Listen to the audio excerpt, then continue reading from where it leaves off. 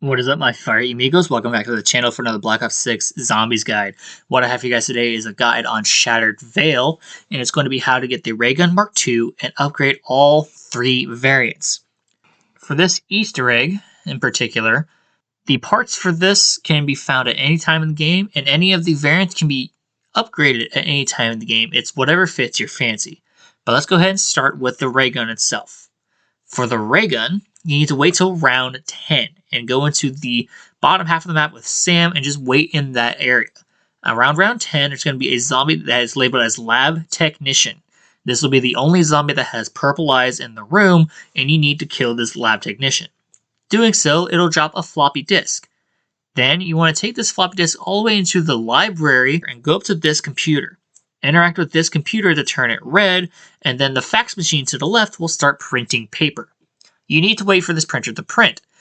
During this process, vermin are going to spawn. As soon as you kill all of them, go back to the printer. It's going to show you a word. This can be one of four words.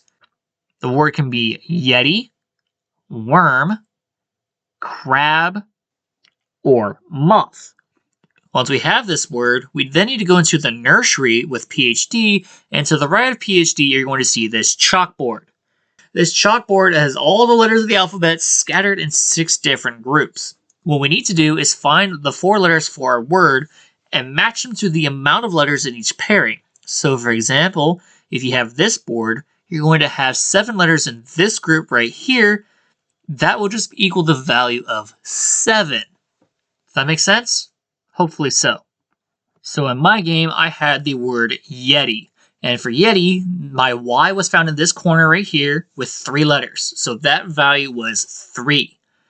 My E was in this corner right here, and it had a value of 1 letter in the group, so my value was 1. T was found in this corner right here with 9 letters, so that would be 9. And then my I was in the bottom right corner right over here, and that will be 2, since it has 2 letters here. There's something else with this board. There are a total of 4 boards, and knowing the 4 words we have being Yeti, moth, worm, and crab, we can easily use this diagram I'm going to show you right here to write down every single value for every single amount of the words. I'm going to leave it up here for just a moment. If you want to take a picture of this, go ahead and do so. This will help you out tremendously when doing this, so you don't have to keep looking at this board and then going back to the next part of this upgrade. But now that we know our code, we need to go to the next part of the upgrade. Or the next part of the quest. Sorry, I said upgrade. Whoopsie. Anyway, for the next part of the quest, we need to go down into the basement again. And in this area here, just past Sam, you're going to notice this unlucky HVT doppelganger stuck in a cage. We need to free this guy. This guy just so happens to have a passcode. The passcode in question is the numbers we got from the board. So in this case, Yeti translates to 3192, and that's the code we need to punch into the passcode. If it's done correctly, the door will open. If it isn't the right code, you have a total of 1 more try before it won't let you open the door. If you don't get the door open after 2 tries of entering the passcode, you need to flip around and try again. But once the door opens, you can go ahead and kill the HVT. Once you kill this HVT, it will drop you an arm.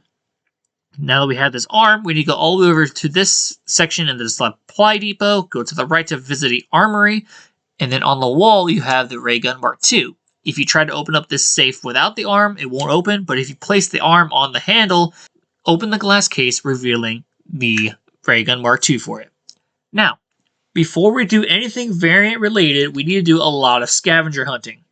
For the first thing we need 2 reflectors. The first reflector can be found right next to Quicker Fox. You're going to notice this lion planter, and in the planter you're going to notice the reflector just sitting in here. And for the second one, go outside the nursery onto this balcony, you're going to notice the same lion planter with the same reflector sitting in the planter. Number 2, we're going to need some seeds. These mushrooms that you're going to see right here on screen, we've seen them before from the tomb. However, in the tomb, they weren't killable, and here they are. That being said, if you directly shoot them to destroy them, nothing will drop, and then they will grow in the same place after 2 full rounds. But what we need to do is throw a grenade of sorts onto them to blow them up. When they blow up, they'll drop a seed. Now, any grenade works except for concussion grenades. This does include the grenade launchers from your gun. But with these plants, there's only 9 spawns for these plants, and we need 4. The first 2 are in spawn. One right here next to the bridge. The other one right here next to this wall. The next one is right here next to the planter near Quick Revive. The 4th one's in Shem's Henge, way over here. The 5th and 6th one are outside the front of the mansion. One right here to the left of the ammo crate. Sorry, right of the ammo crate. And one way back here next to the crafting table. For the last 3, we need to go into the mansion. The first one is just outside the nursery and the balcony. This is definitely the hardest one to find, so be wary about it. And then the last 2 are close to Double Tap. One right here just outside the winery. And the last one next to the ammo crate right here tucked in the corner. This one's also hard to see because of all the shrubbery. Once you find your 4 seeds, we can move on to the next item. And the next item in question, we are going to need our canisters to upgrade the Mark II. The first one you're going to see just behind Double Tap in this barrier, but we can't really reach it because we can't grab it. So we're going to need a Casimir to suck it in. Luckily, in the basement with Sam, near the supply depot, you're going to see this Janus Tower defense employee holding one for dear life because he couldn't throw it in time. So we're going to pick that one up. Then we're going to go all the way over here and throw it right in front of the barrier. Now I'd throw it a little to the left, not directly in the center. If it's too far to the right, it won't suck it in, which is kind of unfortunate. Once the Casimir is done doing its animation, and you've done it successfully, the canister will just drop to the floor, ready for you to pick up. For the next canister, it's going to be in the room with Sam. And in this tank here, you're going to notice a dead body with our canister just sitting there. It is behind some protected glass. To the left of the tank, you're going to notice a letter. And this letter is just so conveniently on the outside wall to the left of the doppelgas cage. There are 2 letters and 3 valves. For this, we're going to need tomahawks. There are 3 free tomahawks in the map. One in spawn right here. The second one's in the nursery under this bed. And then the third one is just to the right of Pack-a-Punch on this scale. Now we have our tomahawk. We need to go back to the valves and throw the tomahawks at the correct valves. The first one needs to be the one that's closest to where the pipe goes into the wall. The second one is whatever letter you have on the wall. In my game, my letter was A, so I went ahead and threw it at the A. And if you've done so correctly, Sam will have a random quote. I think it's 1 of 3, but she would say on the basis of gas leak has been detected. Now when you go back, you need to blow this up with any kind of grenade again. Anything to blow up that glass will give you the canister. For the third canister, we will need the ray gun Mark II. It is one of the only things that will open up what we need to do next. For the third canister, there are a total of 4 ice cocoons around the map. One of these 4 will have our canisters. The first one's in the greenhouse. The second one is in the library where you put the floppy disk into the computer. You look way up towards the top of the staircase. You're going to see it hanging there. The third one is on the west balcony just outside the nursery. And then the 4th one is next to the armory station where you got the ray gun Mark II. All we need to do is shoot these cocoons open with the ray gun Mark II. Now, I had said that the ray gun Mark II is one of the 2 things that can open these. The other thing that can open these is Dark Flare. Why it works? Don't know. For the last collector's item, we're going to need an ether bomb. And this is definitely the toughest part out of them all. I'm going to release a separate video on each individual placement for this ether bomb because it is a 1 in however many chance. But what we're looking for are white Janus boxes, similar to Citadel de Mort with the crates that you could bust open for salvage and or parasites. In this case, it's salvage, vermin, and the 1 ether bomb. And these are scattered across the map. I'm not even kidding. Every nook and cranny, you gotta check for one of these boxes. All we need to do is shoot open these boxes until we find our ether bomb. Once we have every individual item, we can now start on our upgrades. For each of the upgrades, you will need the canister in order to start them. The steps will not start or activate if you do not have them. Keep that in mind. The first upgrade we're going to start with is the Toxic upgrade. For this one in particular, you will need the 4 seeds. In the greenhouse, we're going to take one of our canisters and go all the way over to this device and place it in. The moment we place the canister, we need to plant all 4 of our seeds in each of these 4 planters. The first one's right next to the machine. The second one's on the opposite wall. The third one's right next to the microwave trap. And the fourth one's on the opposite wall close to Quick Revive right here. For these seeds, the moment you plant one, multiple zombies will spawn in to try to attack it. This will become a defense step. When you fully finish defending one of these seeds, it will look like this. I would strongly recommend defending these one at a time and not multiple at a time. If you defend multiple at a time, you have a very high chance of losing one of these seeds, which is unfortunate. If you were to lose one of these seeds, however, it will pop out of the basket and then you can pick it up. After you pick it up, you can then place it back in on the next round. One other thing about this. For defense, I would definitely recommend something like the GS-45's, ray gun, or shotgun in order to help you defend this. One other thing, please do not do these on a toxic round. 1, the toxic zombies can definitely kill you if you're not careful. 2, the toxic zombies will go after these plants as well. They won't go after you.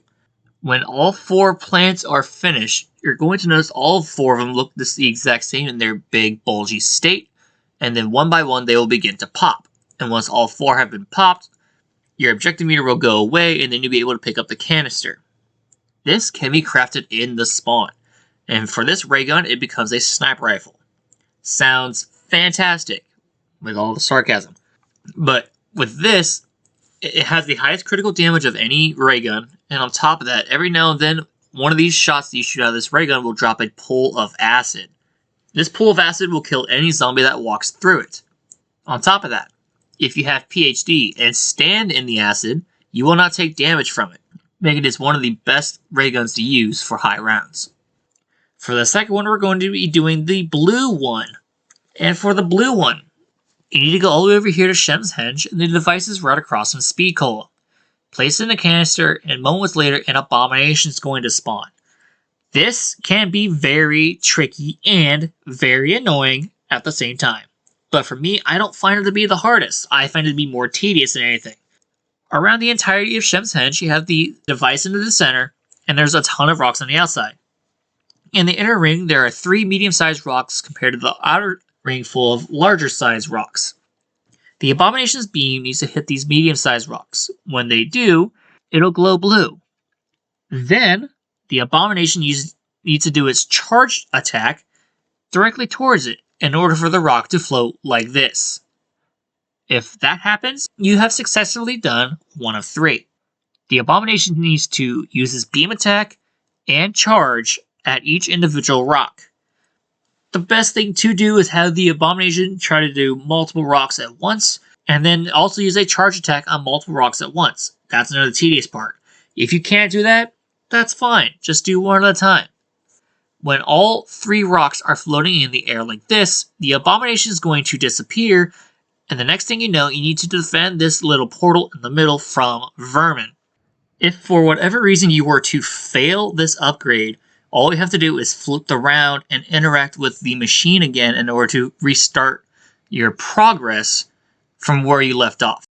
Now you could defend it by yourself normally, using whatever means necessary, like a GS-45, a score streak, something on the lines of that.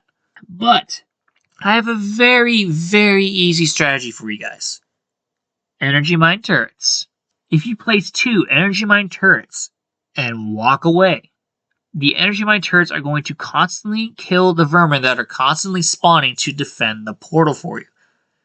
You'll notice that when you get the little red indicator on your crosshair, and then if you have your medals on, it'll say like, Death Trap, blah blah blah, blah blah blah, telling you you're getting the kills for it over time. When the defense is completely done, you are able to pick up the canister moments later. For the blue one can be built next to the armory, underground, right here close to the armor station. Just like Alpha Omega, it is the SMG. However, if you pack punch it, it won't become a Kimbo. It'll just be a single with a ton of ammo. Definitely the best one in terms of quality. Now for the third one, we're going to be talking about the pink one now. For the pink one, we're going to need our 2 reflectors. To start this upgrade, we need to go just outside of the area with Sam and into the basement and go up to this pile of rubble here and place our ether bomb down. Doing so will blow up this room, revealing this giant room. And this is where we're going to be doing our upgrade. With our reflectors in hand, we need to place them in these 2 spots. This one right here next to this doppelganger statue. And this reflector will go right here in between the charge port and this doppelganger statue for this upgrade. Once we have those 2 in place, we then need to put the canister in the charge port here.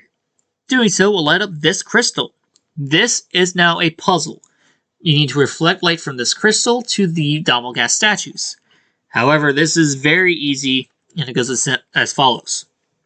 For the first puzzle, you don't need to melee a thing. You just need to place the 2 reflectors that you found and put them on their pedestals. Once you have those in place, punch the crystal itself, and then the light will go from the crystal all the way through the reflectors and land on the doppelganger statue. Simple as this. Kill the doppelganger. Doing so will reset the puzzle, where we need to hit another doppelganger statue.